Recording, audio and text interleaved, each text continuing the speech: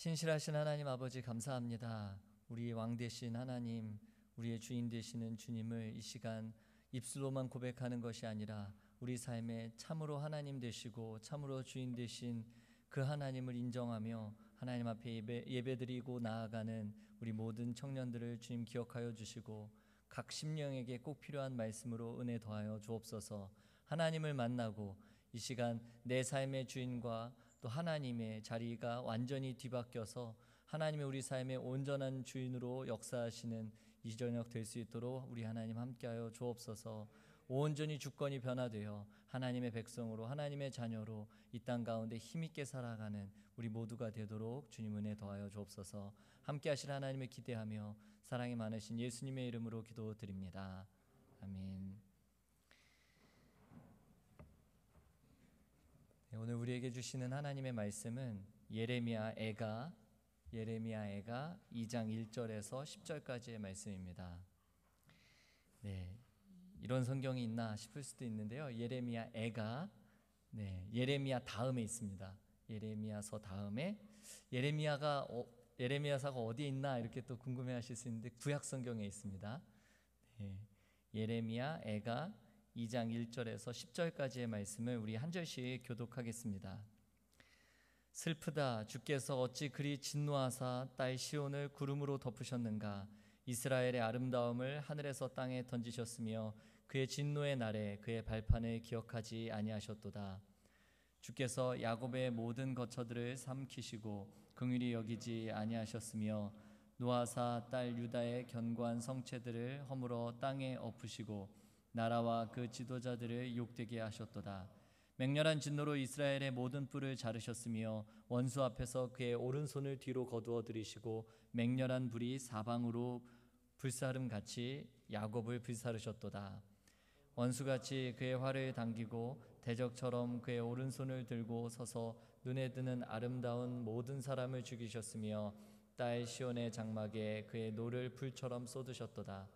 주께서 원수같이 되어 이스라엘을 삼키셨으며 그 모든 궁궐들을 삼키셨고 견고한 성들을 무너뜨리사 딸 유다의 근심과 애통을 더하셨도다. 주께서 그의 초막을 동산처럼 헐어버리시며 그의 절기를 폐하셨도다. 여호와께서 시온에서 절기와 안식일을 잊어버리게 하시며 그가 진노하사 왕과 제사장을 멸시하셨도다. 여호와께서 또 자기 제단을 버리시며 자기 성소를 미워하시며 궁전의 성벽들을 원수의 손에 넘기셨음에 그들이 여호와의 전에서 떠들기를 절기의 날과 같이 하였도다. 여호와께서 딸 시온의 성벽을 헐기로 결심하시고 줄을 띠고 무너뜨리는 일에서 손을 거두지 아니하사 성벽과 성곽으로 통곡하게 하셨음에 그들이 함께 쇠하였도다. 성문이 땅에 묻히며 빗장이 부서져 파괴되고 왕과 지도자들이 율법 없는 이방인들 가운데 있으며 그 성의 선지자들은 여호와의 묵시를 받지 못하는도다. 딸 시온의 장로들이 땅에 앉아 잠잠하고 티끌을 머리에 덮어쓰고 굵은 배를 허리에 둘렀으며 예루살렘 처녀들은 머리를 땅에 숙였도다. 아멘. 여러분, 우리가 읽은 이 예레미야 애가는 노래 같기도 하고 시 같기도 하죠. 그래서 시라고도 부를 수도 있고 노래라고 부를 수도 있습니다. 그런데 특별히 애통하는 노래다 해서 애가라는 이름이 붙여져 있습니다. 오늘 할로윈데이로 알려져 있지만 사실은 종교개혁 기념일이기도 하다고 주일날 말씀드렸습니다. 1517년에 특별히 1517년 10월 31일 바로 오늘 루터가 비텐베르크 성당에 95개조 반박문을 붙이면서 시작된 이 종교개혁이 올해로 벌써 508주년, 509주년이 되었습니다. 당시 이 종교개혁가들이 외쳤던 구호가 있습니다. 오직 믿음으로, 이런 구호를 외쳤거든요. 5가지 오직이라는 단어를 붙여서 5개가 있었는데 그 중에 하나가 오직 믿음으로입니다. 그런데 이 말은 믿음 외에 다른 것은 하나도 필요 없다, 이런 말이 결코 아닙니다. 오직 믿음으로라는 구호는 구원에 대해서, 구원을 위해서 다른 것이 요구되어서는 안 된다는 뜻이지 믿음 외에 다른 것은 아무것도 필요 없다는 뜻이 절대 아닙니다. 기도도 필요하고 성경 묵상도 필요하고 구제도 필요하고 헌신도 필요합니다. 하지만 이것들이 구원의 수단이 되지는 못한다는 뜻입니다. 종교개혁가들이 오직 믿음을 외친 배경에는 당시 교회의 횡포와 또 교회 지도자들의 부패가 있었기 때문입니다. 성경은 구원에 있어서 우리의 행위가 필요 없다라고 말하지 않고 행위가 충분치 않다고 말합니다. 우리가 구원받은 하나님의 자녀가 되기 위해서 순종을 요구하시지는 않는데, 그 이유는 왜 우리에게 순종을 요구하시지 않는가? 구원에 있어서 순종이 필요 없기 때문이 아니라 예수님의 순종으로 우리의 순종을 대신하셨기 때문입니다. 사실 우리의 순종이 귀하기는 하지만 구원받는 것에 있어서, 하나님의 자녀가 되는 것에 있어서 충분치 않기 때문입니다. 따라서 믿음은 좋은 것이고 행위는 나쁜 것이다 라든지, 은혜는 좋은 것이지만 율법은 나쁜 것이다 라는 도식은 옳지 않습니다. 행위로는 구원에 이를 수 없다고 말할 뿐이지 행위는 필요 없다고 말하는 것이 결코 아니기 때문입니다. 어쩌면 오직 믿음은 행위로는 할 수 없다, 행위로는 구원받을 수 없다라는 뜻인데, 행위는 하지 않아도 된다라고 오해했기 때문에 오늘날 교회들이 세상에게 손가락질을 받고 있는 게 아닐까 싶습니다. 행함이 없는 겉만 번지르르한 입술의 고백이 가득한 교회를 보며 이제 교회에게 매력을 느끼기 어려운 시대입니다. 그래서 예수님은 오늘날 이 세대를 가리켜 다음과 같이 비유했습니다. 누가복음 7장 31절과 32절 말씀입니다. 또 이르시되 이 세대의 사람을 무엇으로 비유할까? 무엇과 같은가? 비유하건대 아이들이 장터에 앉아 서로 불러 이르되 우리가 너희를 향하여 피리를 불어도 너희가 춤추지 않고 우리가 곡하여도 너희가 울지 아니하였다 함과 같도다. 나를 구원하시기 위해 오신 예수 그리스도의 희생과 사랑이 있어도 우리가 감사하지 못하고 구원의 감격도 잃어버린 세대, 그로 인해서 애통하고 우리가 또 울어야 하지만 구원의 문제가 내 눈물을 쏟을 만큼 중요하게 여겨지지도 않고 나의 죄를 드러내는 예수님이 너무 불편하고 싫은 그런 세대를 가리킵니다. 사랑하는 청년 여러분, 우리가 정말 하나님 앞에서 울어야 할 때 울지 않는 것은 우리 마음이 강한 것이 아니라 마음이 굳어버린 것입니다. 예레미야는 아무도 울지 않을 때 하나님 앞에서 목 놓아 울었던 눈물의 선지자입니다. 예루살렘 성전이 있으니까, 하나님의 성전이 예루살렘에 있으니 이 예루살렘은 절대 멸망하지 않는다라고 철석같이 믿고 있었던 종교 권력자들과 그 지도자들을 보며 안타까운 마음에 예레미야는 울었습니다. 하나님의 성전을 마치 주술처럼 섬기고 숭배하면서 스스로 하나님을 사랑한다고 믿었던 당시 사람들의 무지함과 어리석음을 보며 예레미야는 성전에 주저앉아서 울었습니다. 결국 하나님의 백성들이 완전히 멸망당하고 나라도 빼앗기고 이름도 빼앗긴 채 바벨론의 포로가 되는 순환을 겪으며 이 예레미야는 예레미야 애가를 기록했습니다. 그래서 이 예레미야 애가에는 인간이 표현할 수 있는 가장 깊은 애통이 잘 드러나 있습니다. 옥스퍼드 사전에는 이 애통이란 단어, lament라는 단어를 슬픔의 격정적인 표현이라고 정의합니다. 그리고 오늘 우리가 보게 되는 예레미야 애가가 바로 그런 노래입니다. 그런데 이런 애통의 노래 중간에 뜻밖의 반전이 놓여 있습니다. 이 예레미야 애가는 아주 의도적인 방식으로 구성되어 있는데 총 몇 장으로 이루어져 있냐면 5장으로 이루어져 있는 짧은 책입니다. 근데 이 5장 중에 1장과 2장, 4장과 5장은 각각 22절로 구성되어 있는 시입니다. 영어에도 알파벳이 있는데요, 히브리어에도 알파벳이 있습니다. 그래서 알레벳, 김멜, 달렛 이런 식으로 A, B, C, D와 같은 그런 알파벳이 히브리어에도 있거든요. 그런데 히브리어 알파벳이 총 몇 개냐면 22개입니다. 그러니까 1장, 2장, 4장, 5장에 각각 22절씩 기록되어 있는데 그 22절을 시작할 때 어떻게 시작하냐? A, B, C, D 순서로 시작하는 거죠. 네, 슬픔을 노래하는 책인데 22절에 그 각 행마다 알파벳으로 시작하는 라임에 맞추어서 어떤 문학적인 장치까지 넣어놓은 걸 보면 참 신기한 책입니다. 진짜 이게 슬퍼하는 게 맞나? 그런 생각이 들 수도 있죠. 특별히 이 1장과 2장 그리고 4장과 5장 사이에 있는 이 3장의 예레미야는 어떤 노래를 부르냐면 찬양과 감사를 3장에서 드립니다. 슬픔을 노래하는 1, 2장과 4, 5장 사이에 찬양과 감사의 노래를 배치해 놓은 거죠. 따라서 예레미야 애가는 그 자체의 구조만 봐도 우리에게 아주 중요한 메시지를 전합니다. 뭘까요? 근본적으로 여러분과 제가 살고 있는 우리의 삶은 1장과 2장, 4장과 5장처럼 슬픔으로 둘러싸인 인생이지만 그 사이 3장에는 어느 누구도 빼앗을 수 없는 찬양과 감사의 공간이 있다는 뜻입니다. 이처럼 삶이 처음부터 끝까지 슬픔과 좌절, 실망들로 가득할 때에 그때에도 하나님은 늘 우리에게 숨이 되어주시고 쉼이 되어주십니다. 감사를 올려드릴 이유가 있어서 감사한다면 감사하지 못할 사람이 몇이나 되겠습니까? 찬양할 수 있는 상황과 환경이라서 찬양을 드린다면 그게 뭐 그리 어렵겠습니까? 그러나 애통과 애통 그 사이에서 우리 하나님을 기대하고 소망한다는 것은 결코 쉬운 일이 아닙니다. 사랑하는 청년 여러분, 하나님께서 우리의 믿음을 강하게 해주시면 참 좋겠죠. 그러나 하나님은 우리를 강하게 하시지 않습니다. 오히려 우리의 강함이 되어주시길 기뻐하십니다. 그래서 강한 믿음이 아니라 믿음 안에서 강함을 말씀하십니다. 본래 강한 믿음을 소유한 사람은 없습니다. 저 같은 목사는 믿음이 강할까요? 은사를 체험한 사람은 믿음이 강할까요? 제자 훈련을 받으면 믿음이 강해질까요? 어떤 체험이나 훈련 혹은 신분의 변화가 믿음을 강하게 한다고 기대했던 사람은 어쩌면 일정한 이 과정들을 다 거치고 꽤 오랜 시간 섬김과 또 봉사를 통해서 교회에서 직분을 받고 어떤 집회에서 특별한 은혜를 경험하고도 별로 달라지지 않는 자신의 모습에 이전보다 더욱 실망하게 될지도 모릅니다. 심지어는 이 고난의 풀무불에 연단을 받았어도 더 이상 고난이 두렵지 않을 만큼 강해지는 경우도 없습니다. 여기 추운 동네잖아요. 한파가 몰아치는 혹독한 겨울을 작년에 보냈다고 해서 올겨울이 따뜻하게 느껴지는 경우는 없습니다. 다만 그 속에서 강함이 되시는 하나님을 더 경험할 뿐입니다. 믿음이란 우리의 강함이 되시는 주님을 붙들고 살아가는 삶을 의미합니다.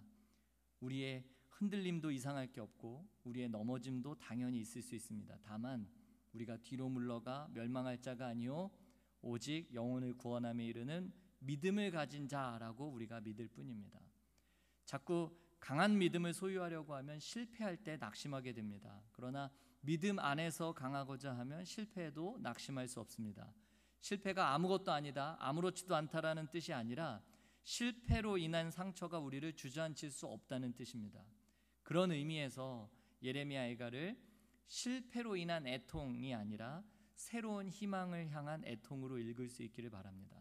그렇게 할 때 우리는 이 애통과 애통 그 사이에서도 감사와 기쁨의 찬양을 드릴 수 있습니다. 그런 은혜가 넘치기를 간절히 소원합니다. 제가 서두에도 말씀드렸지만 예레미야 애가는 이 바벨론 임금 느부갓네살에게 유다와 예루살렘이 멸망당하고 성전이 완전히 파괴된 것을 슬퍼하는 5개의 시를 5장에 걸쳐서 모아놓은 책입니다. 그래서 이 예레미야 애가는 내용상 절망적인 탄식으로 시작해서 결국 회개하고 하나님께로 돌아올 것을 이야기하는 것으로 끝이 납니다. 그 가운데 오늘 우리가 읽은 본문은 두 번째로 하나님께 올려드리는 애통의 시, 비탄의 시입니다.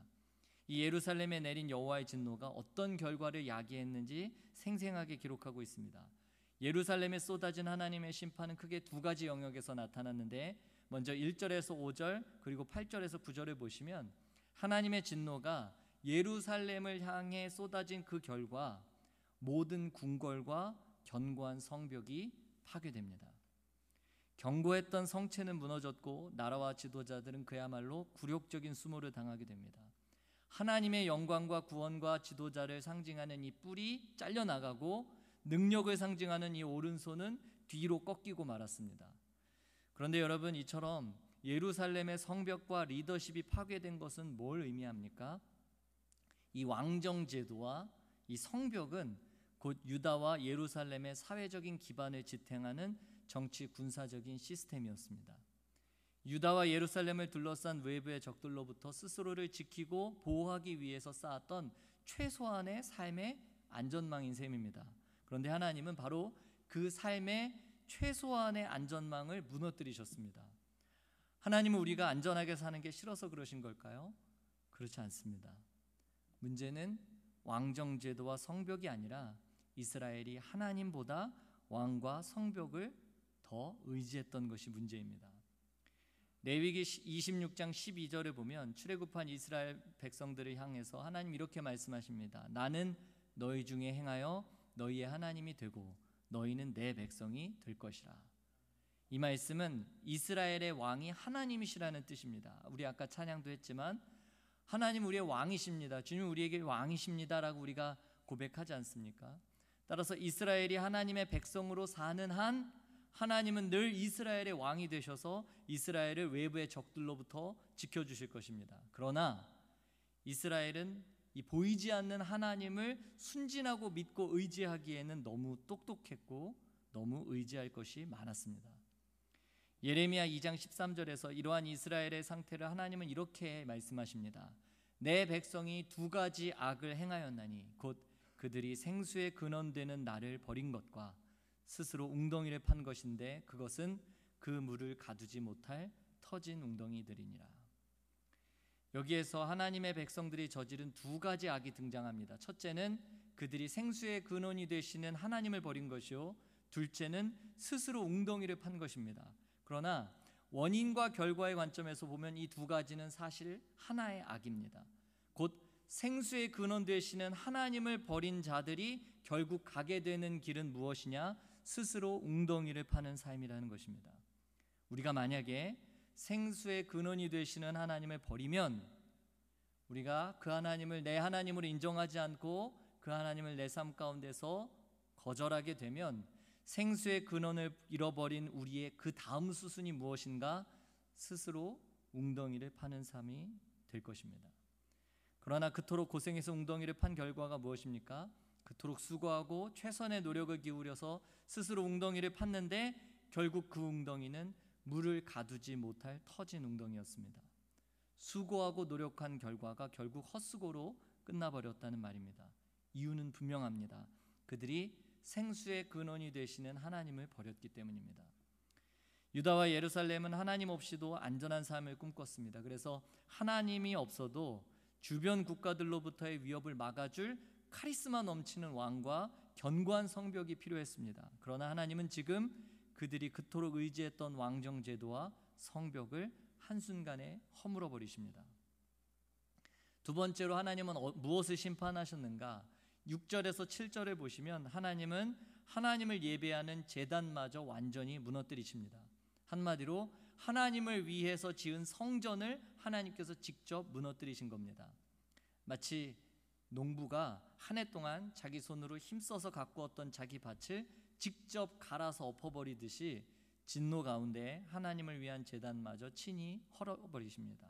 그래서 하나님께 예배하는 절기도 못 지키고 안식일도 지키지 못하고 왕과 제사장들도 멸시를 당합니다.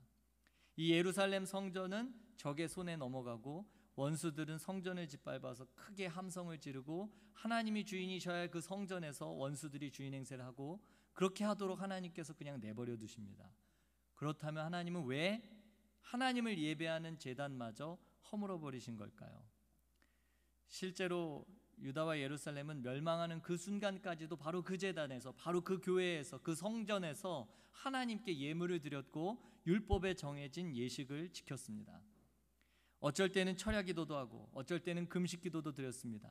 솔로몬처럼 1000번제를 드리기도 하고 주일 예배뿐만 아니라 새벽 기도도 정성껏 빠짐없이 드렸습니다. 따라서 유다와 예루살렘을 향한 하나님의 이 심판은 그들이 하나님을 예배하지 않아서 내려진 심판이 아닙니다. 이스라엘의 문제는 그들이 하나님만 예배한 것이 아니라 하나님도 예배했다는 데 있습니다. 한마디로 그들은 하나님만이 유일하신 하나님이라고 고백하면서도 삶에서는 늘 플랜 B를 가슴에 품고 살았습니다. 물론 계획을 잘 준비해서 갑자기 일어날 상황에 대비하는 것이 나쁘다는 것은 결코 아닙니다. 세이빙 어카운트에 저축을 하고 여윳돈이 있을 때 주식이나 펀드에 투자해서 미래를 준비하는 건 믿음 없는 짓이고, 하나님 믿으니까 기도만 하고 아무런 계획도 없이 살아야 그게 좋은 믿음이라는 그런 뜻 아닙니다. 다만 이스라엘은 하나님도 믿었지만 늘 플랜 B로서 바알과 아세라도 믿었습니다. 하늘에서 비를 주시고 땅에서 결실하게 하시는 분이 하나님이시라고 하면서도 우리는 삶 속에서 하나님 없이도 살 수 있는 나름의 플랜 B를 준비하며 삽니다. 철저하게 계획하고 준비하는 성실함은 좋은 거지만 하나님을 믿는 것에 있어서 여기저기에 마치 보험을 들어놓듯 하나님도 믿고 돈도 믿고 건강도 믿고 나의 지식과 경험과 인맥과 그 모든 것을 믿고 의지하는 것은 성실함이 아니라 우상숭배입니다. 요즘은 하나님만 섬기는 것과 하나님도 섬기는 것을 구분하지 못합니다. 아니, 구분하지 않습니다. 그래서 하나님만 섬기는 사람과 하나님도 섬기는 사람들을 그냥 모두 그리스도인이라고 부릅니다. 심지어 세상에서는 하나님만 섬기는 것은 편협하다고 말하고 하나님도 섬기는 것은 포용적이라고 이야기합니다. 교회에서는 하나님만 섬기지만 가정에서는 가정의 하나님이 따로 있고 직장에서는 직장의 하나님이 따로 있고 학교에서는 학교의 하나님이 따로 있어서 우리는 각기 다른 모습의 하나님을 섬기고 있습니다. 그러나 우리의 필요에 따라 그렇게 만들어진 하나님은 그 어떤 분도 진짜 하나님이 아니십니다. 우리가 진짜 그리스도인인가 그렇지 않은가는 우리가 하나님만 섬기는가 아니면 하나님도 섬기고 있는가로 확인됩니다. 그리고 진짜 그리스도인으로 평가되었던 초대교회 성도들은 실제로 철저히 하나님만 섬겼던 사람들입니다. 옛날보다 우리 주변에는 더 많은 교회들이 생겨났고 서점에 가면 성경에 대한 많은 책들이 나와 있습니다. 옛날보다 신학이 더 발전했고 텔레비전만 켜면 전국의 유명한 목사님들이 24시간 쉬지 않고 나와서 언제든 명설교를 들을 수 있는 시대입니다. 그런데 신앙생활을 위해서 이 모든 것이 풍족한 이 시대에 우리에게 오히려 부족한 것이 한 가지 있습니다. 그게 뭘까요? 하나님만을 의지하는 삶입니다. 하나님만을 하나님답게 예배하는 삶입니다. 신약 시대의 사도들은 우리가 가지고 있는 이 신약 성경을 아예 가지고 있지 못했습니다. 뿐만 아니라 당시에는 구약 성경도 부피가 너무 크고 비싸서 평생 제대로 성경을 읽어볼 기회도 많지 않았습니다. 그러나 오늘날 성경 어플로 손쉽게 성경을 읽을 수 있는 우리들보다 하나님께 더욱 순종하는 삶을 살았습니다. 옛날 어르신들 중에는 먹고 사는 게 힘들어서 글을 배우지 못해 우리만큼 성경 지식을 갖추지 못한 분들이 많습니다. 그러나 더 많은 책을 읽고 더 많은 성경 지식을 가지고 있는 오늘날의 우리들보다 훨씬 깊은 순종을 통해 하나님을 힘써 의지하셨습니다. 사는 게 힘들어서 하나님만 의지했고 가진 것이 없어서 하나님께 간절히 구하며 사셨습니다. 그리고 그 결과 그분들에게는 우리에게 있는 이 견고한 성벽은 없었지만 하나님은 늘 그들의 피할 방패가 되어주셨고 카리스마 넘치는 믿을 만한 리더는 그들에게 없었지만 하나님은 늘 그들의 하나님이 되어주셨습니다. 사랑하는 성도 여러분, 오늘 본문의 저자는 유다와 예루살렘의 이 멸망 앞에서 깊이 슬퍼하고 있습니다. 단순히 그냥 성벽이 허물어져서 하나님의 제단이 무너져서 그리고 리더십이 무너졌기 때문에 슬퍼하는 것이 아닙니다. 그동안 왜 우리는 하나님 없이도 안전한 삶을 꿈꿨던가? 왜 하나님 없는 안전한 삶을 꿈꾸며 그토록 견고한 성벽과 카리스마 넘치는 왕을 의지하며 살았던가? 왜 우리는 그동안 하나님의 제단에 제사를 내가 드리고 있으니 매주 빠지지 않고 주일 출석을 하고 있으니 금요일에도 나와서 예배드리고 있으니 얼마든지 죄를 지어도 제단의 제물만 적당히 바치면 하나님을 내 마음대로 쥐락펴락할 수 있다고 그렇게 착각하며 살았던가? 만일 우리 하나님이 만군의 주요 만왕의 왕이시라면 우리는 그분을 왕답게 대우해야 옳지 않습니까?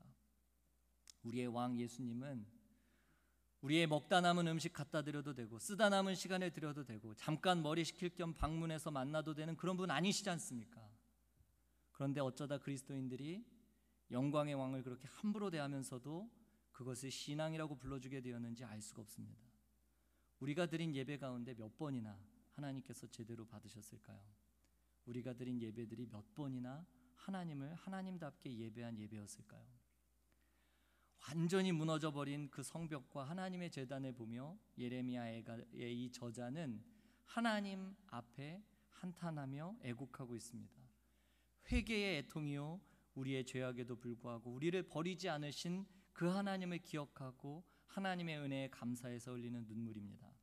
만일 그들의 그 견고한 성벽이 무너지지 않았었다면 이들은 하나님을 끝까지 의지하지 않았을 것입니다. 하나님의 제단이 파괴되지 않았다면 지금도 계속해서 하나님과 세상을 겸하여 섬기면서도 스스로 하나님만을 예배하고 있다고 착각하며 살았을 것입니다. 여러분 꼭 기억해야 합니다. 하나님과 세상을 겸하여 섬기지 말라고 하지 않으셨습니다. 하나님과 세상을 겸하여 섬길 수 없다고 하셨습니다. 그런데 우리는 섬길 수 있다고 생각하죠. 둘 다. 하나님도 하나님답게 예배할 수 있고 세상도 세상 나름 섬길 수 있다고 생각합니다. 속는 겁니다. 사랑하는 청년 여러분, 주님을 따르고자 하는 믿음의 여정에 여러분 어려움이 있습니까? 별로 내가 크게 욕심 부리는 것도 없고 하나님 뜻을 구하며 순종하려는데도 자꾸 눈물 나는 일들이 있습니까? 괜찮습니다. 그건 성도에게 고난과 고통은 실패를 의미하지 않기 때문입니다. 오늘은 비록 고통스러운 애가를 부르고 있지만 우리의 하나님께서 친히 유다와 예루살렘의 성벽이 되어 주실 것입니다. 하나님을 의지하는 여러분의 진짜 성벽과 성전이 되어 주실 것입니다. 진짜 하나님을 예배하는 교회로 우리를 회복시켜 주실 것입니다. 선자는 쓰러질 수 있지만 엎드린 자는 결코 넘어지지 않습니다. 하나님 앞에 엎드려 회개하고 돌이키는 사람은 결단코 망하지 않는다는 뜻입니다. 애통과 애통 그 사이에서 감사와 찬양으로 우리 하나님 아버지를 소망하는 이 시간 되기를 원합니다. 오늘 이곳에 슬픔이 변하여 기쁨이 되고 눈물이 변하여 감사가 되는 회복의 은혜가 충만하기를 간절히 소원합니다. 우리 함께 찬양하고 기도하겠습니다. 또 생소한 찬양일 수도 있는데요, 가사를 생각하며 함께 찬양하면 좋겠습니다.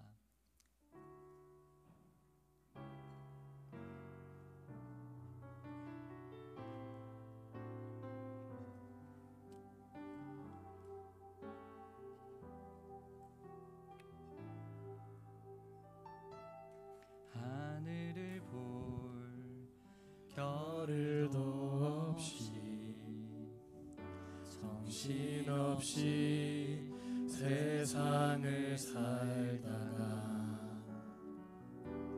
마음의 먹먹함이 내 삶을 짓누를 때 그제서야 주님을 찾습니다. 행복을 느낄 겨를도 없이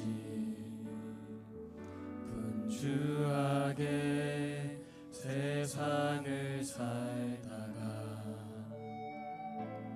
마음의 엄혹함이 내 삶을 짓누를 때 그제서야 주님을 찾습니다.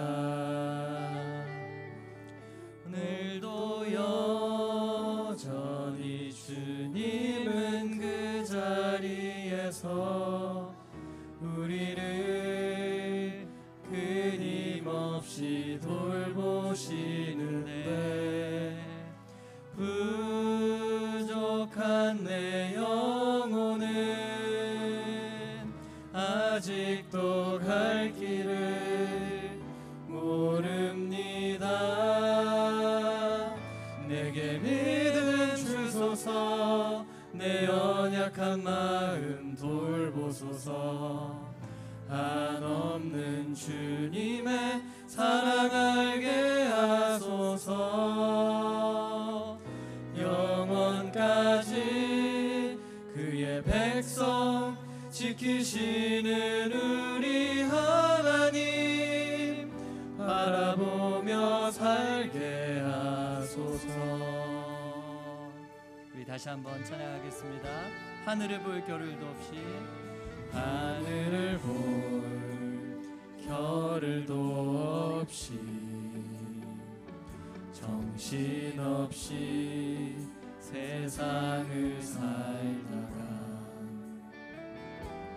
마음의 먹먹함이 내 삶을 짓누를 때 그제서야 주님을 찾습니다.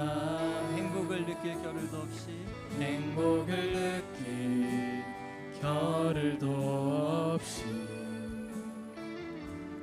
분주하게 세상을 살다가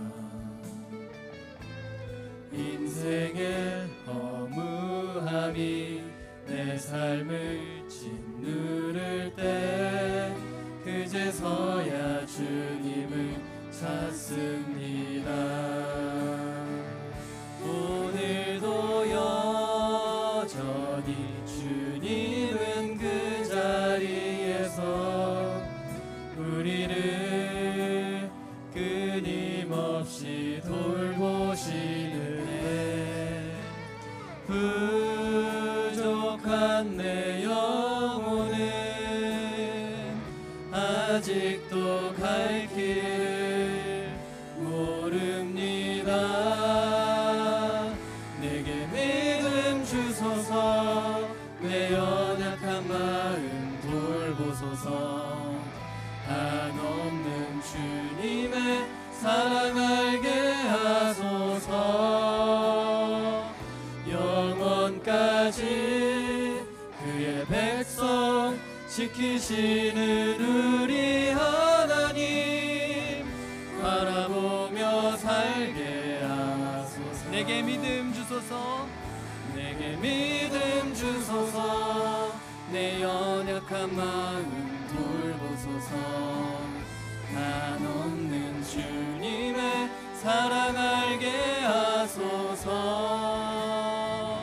영원까지 그의 백성 지키시는 우리 하나님 바라보며 살게 하소서. 내게 믿음 주소서, 내게 믿음 주소서.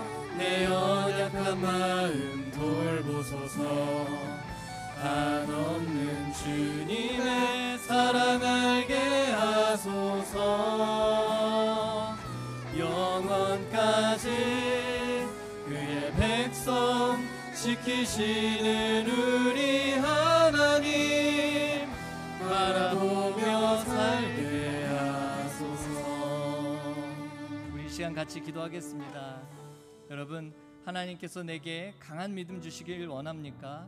내 삶 가운데 강하게 하셔서 취업도 공부도 하는 모든 일도 정말 주님 안에서 형통했으면 좋겠다, 그런 마음이 우리에게 있죠.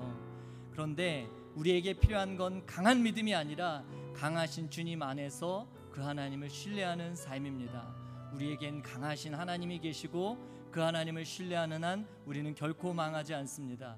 우리의 성벽이 되시고 우리의 왕이 되시고 우리의 하나님이 되시는 한, 내가 그 하나님을 그렇게 믿고 섬기는 한 우리 하나님은 결코 우리를 버리시는 법이 없습니다. 여러분의 삶의 진로와 염려 때문에 내가 하나님을 온전히 신뢰할 수 없는 그러한 상황 가운데 내가 있을지라도 하나님, 나의 강함이 되어 주옵소서. 주님이 나와 함께하여 주셔서 이 세상 가운데서도 하나님과 함께하여 뚫고 나아갈 수 있는 믿음을 더해 주옵소서. 그렇게 그 하나님 의지하는 마음으로 이 시간 우리 함께 기도하며 나아가겠습니다.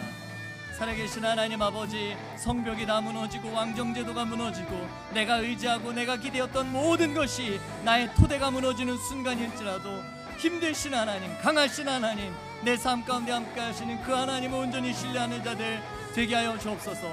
하나님도 예배하는 자들 되지 않고 하나님만을 예배하는 자들 되게 하여 주옵소서. 하나님도 섬기는 자들 되지 않게 하시고 하나님만을 섬기는 자들 되어 하나님이 우리의 삶을 열어가실 때 우리 하나님의 손을 잡고 우리의 걸음을, 우리의 삶을 주님과 함께 걸어나가는 우리 모두가 되도록 주님 축복하여 주옵소서. 내가 아무리 노력하고 내 삶에 대한 계획을 내가 끊임없이 세워도, 내가 플랜 B, 플랜 C를 만들어도 하나님, 내 삶을 내가 책임질 수 없기에 하나님께 모든 것 맡겨드립니다. 힘되신 하나님, 능력되신 하나님, 그 하나님을 온전히 신뢰하며 하나님의 도우심으로 오늘 걸어나가길 원합니다. 이곳에 공부하는 학생들이 있습니다. 직장을 놓고 염려하며 하나님 앞에 엎드리는 자들이 있습니다. 하나님, 앞길을 열어달라고 하나님 앞에 간구하는 이들이 있습니다. 그들의 삶 가운데 주님 함께하여 주시고, 하나님, 우리에겐 강함이 없지만 강하신 주님이 함께하셔서 하나님, 우리의 삶에 온전한 주님의 놀라운 형통함이 있게 하여 주옵소서. 하나님이 함께 하시기에 영원히 하나님 변치 않는 하나님이 우리의 삶을 이끌고 계시기에 그 하나님으로 인하여 새 힘을 얻고, 하나님으로 인하여 위로를 얻고, 주님으로 인하여 다시금 소망을 얻는 우리의 모든 하나님의 자녀들 되게 하여 주옵소서. 그 하나님을 경험하며 참 좋으신 하나님 감사합니다. 우리의 성벽이 무너지고 나서야, 내가 의지했던 왕정제도가 무너지고 나서야, 나를 나답게 살게 한다고 믿었던 그 모든 것이 사라지고 나서야 비로소 하나님을 바라볼 줄 아는 우리의 이 무지하고 어리석은 우리의 연약함을 주님 긍휼히 여겨 주옵소서. 이곳에 답답한 마음과 근심과 염려로 하나님을 소망하며 하나님을 기대하는 사람들이 있습니다.